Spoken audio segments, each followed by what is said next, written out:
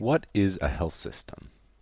Now, if you go and take a look at the definition for a health system, you might not be very surprised at the answer that you read, because it's basically defined as an organization of people, institutions, and resources to deliver health-related services to meet the needs of a target population. But what does that mean? What does that look like, and how does it work? Obviously, it works very different in different countries, and I was doing some research for this and trying to find out ways that I could diagram this concept, and it's almost impossible to find a simple diagram of this. So we're going to try right now, but I'm not sure if we're going to succeed. So we're going to start with kind of what is meant to be at the core of healthcare, which is prevention and care. So this is kind of the main function of that. And what healthcare systems are often built to do is pay for this. So we're going to put payment over here. And I'm going to include also the patient over here, the people, because patients are really important. And so the patient goes, gets the care, and then somehow it's paid for. And how this works in a traditional sort of economic sense, like in the sort of liberal economic sense, is the patient goes to a hospital or a clinic, they get their care, and then they pay for it.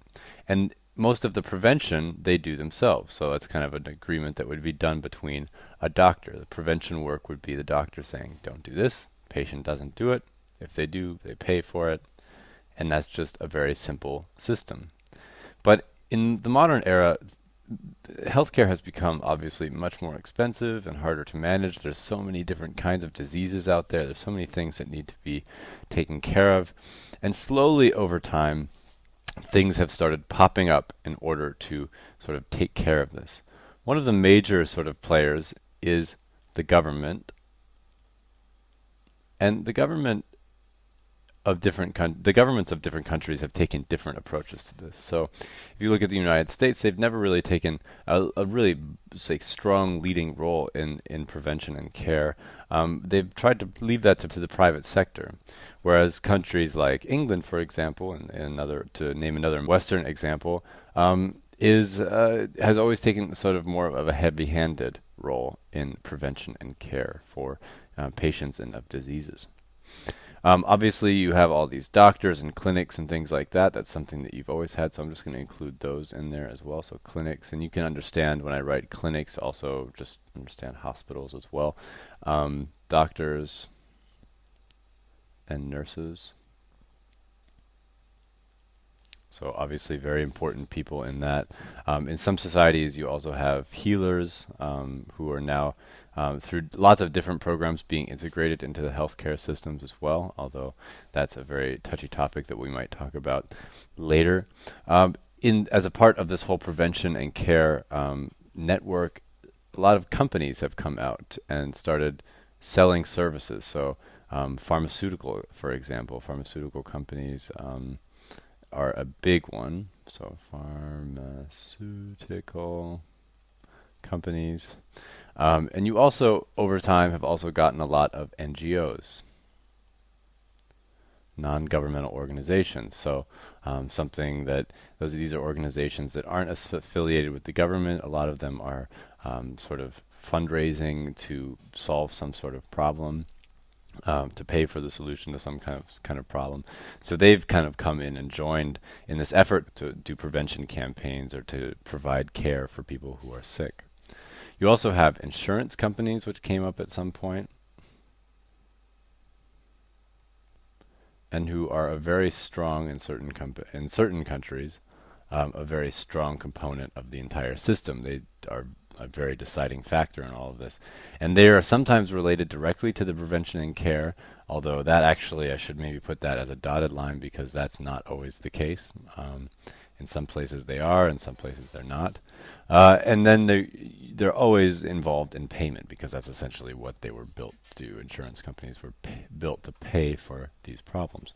And they are directly related, obviously, to the customer, so to the patient. Their customer, the patient. And the patient pays the insurance company and the insurance pays for the care, although not completely and entirely. So you've got your payment, you've got your government over here, you've got your insurance company. Sometimes your government is paying for things. So sometimes the insurance company is not paying for it. Sometimes it's the government. Obviously, the government has a direct link here. Sometimes the patient is paying the government, and the government is in turn paying for their bills. Sometimes the patient is paying the insurance company, and the insurance company is paying the bills.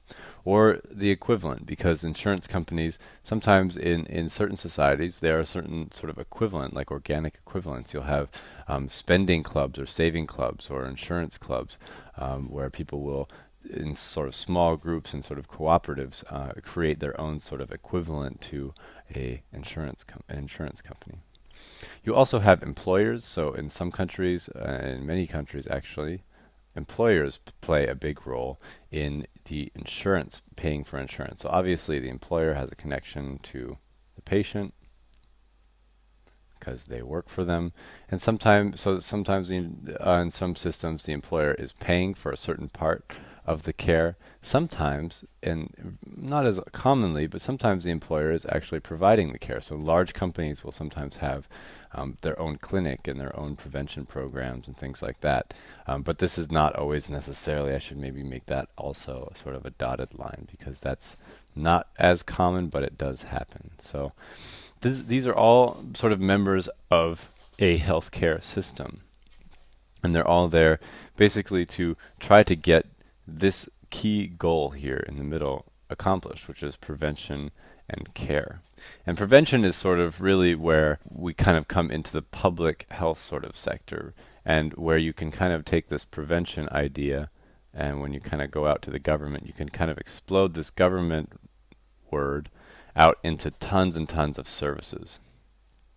So, for example, you might not think about it this way, but trash collection or something like that is a prevention service that does relate back to healthcare, or water purification, or lots of things that are maybe not necessarily something you would directly think of. You wouldn't think of health when you think of them, but these services are provided by the government and do sort of work towards public health goals that they've set and are all a part of this healthcare system.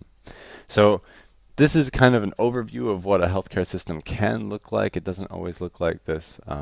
In some countries, you're going to have all these things sort of integrated, and in some places, they're going to be little islands, and they're not going to have very much to do with each other. Really, what makes a healthcare system work is when all of these organizations can sort of align their goals and align their ideals, and really decide on what their goals are in prevention and care and how to accomplish that. So we're going to talk more about this concept in pretty great detail in some future lessons. We're also going to especially concentrate on what healthcare systems are getting wrong.